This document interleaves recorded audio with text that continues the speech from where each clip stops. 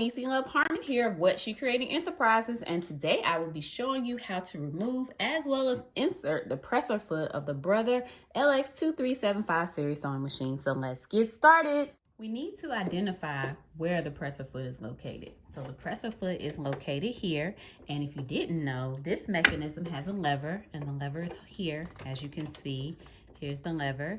And this helps the fabric go across the machine, and it keeps it in place so that it will sew correctly and in a straight line. So you always have to have your presser foot down when you are sewing. So let's get to it.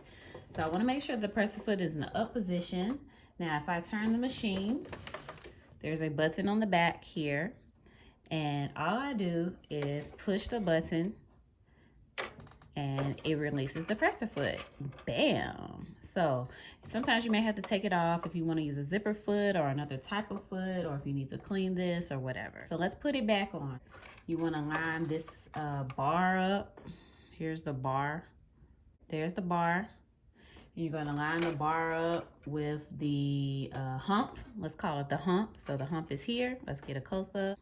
And we're going to line the bar up with the hump. Line it up, and then we take the presser foot lever and we go down, and it comes back on. All right, ladies and gents, thanks for watching this tutorial of how to remove as well as insert the presser foot of the Brother Lx2375 series sewing machine. So check us out online, follow us on our socials, like our videos, subscribe to our YouTube page, as well as let us know your video ideas and other content in which we should create. Thanks for watching, and happy sewing.